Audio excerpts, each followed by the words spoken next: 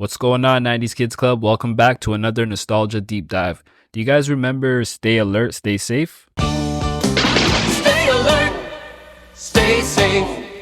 Bert and Gert showed a generation of Canadian kids how to stay safe while our parents weren't home. But this bright and nostalgic commercial that brings cozy memories to us 90s kids actually has a really tragic backstory involving a brutal murder of an 11-year-old girl in 1986. Allison Parrott was a talented track runner and started to compete in the 800-meter race.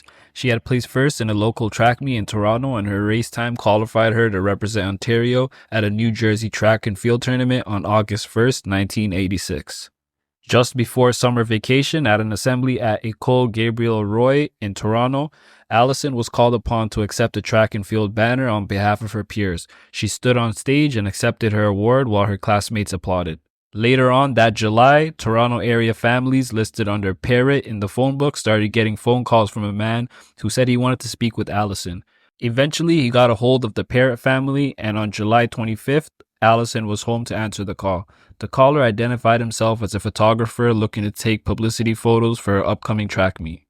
Excited for the opportunity, Allison called her mother, Leslie Parrott, who at the time was working downtown as an executive with the J. Walter Thompson advertising agency, to request permission to participate in the photo shoot with other young track and field athletes. Back in the 80s and 90s, it was common for us to travel on our own as kids, even trick-or-treating during Halloween late at night. We'd be alone with our friends going door to door, greeting strangers and taking candy from random people. This seemed normal back then, but I can understand how that seems insane now, but this was a completely different time. So Leslie Parrott agreed, but told Allison to be home by 2:30 p.m. Allison was used to taking public transit alone, and Varsity Stadium was a familiar place for her to travel to, just a few stops away from her house. Her mom helped her with the directions to get there and trusted that she would be safe as long as she got home by 2:30 p.m. However, by 2:30 p.m., Allison did not come home. By 5 p.m., Parrott started calling friends and neighbors asking if they knew where she was. At 6 p.m., she finally called the police. Now, to give a little context in the time they were living in, the previous 3 years, there have been 3 high-profile child abduction cases in the Toronto area.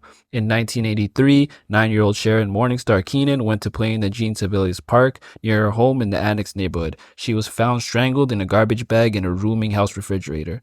In 1984, Christine Jessup, also 9, was abducted from Queensville, Ontario, and found murdered 50 kilometers away.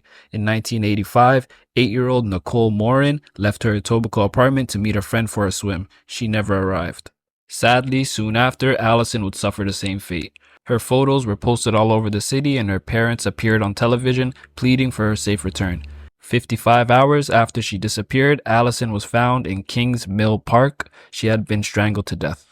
In an interview with Globe and Mail, Leslie Parrott said, "Of course I have regrets about letting her meet the man, but you can't rewrite history. We made that decision together. She didn't get murdered because we made a bad decision, but because someone wanted to murder her." This was one of the 37 murders in Toronto in 1986, and it completely changed everything. It started one of the most expensive and in-depth investigations in the city's history and ignited a cultural conversation about child safety. Her murder led the Toronto Sun to advocate for capital punishment in Canada in a front-page editorial headline, "The Death Penalty Now." As I said earlier, the 80s and 90s was a more free time to be a child, where you could feel free and safe to go to your friend's house, take the bus, basically be on your own. However, this created the stranger danger era, a time where there was a lot of paranoia and distrust in the community. This gave birth to a concept called street proofing, teaching children to deal with strangers and to avoid sketchy situations.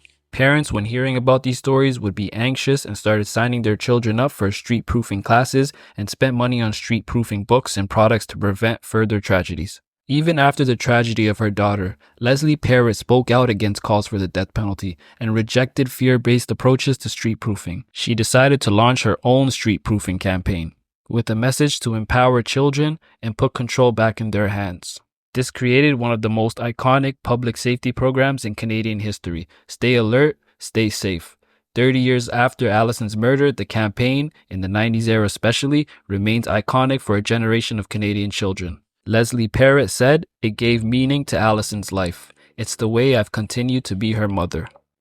Once again, thank you for tuning in, 90s Kids Club, and subscribe for more nostalgic videos.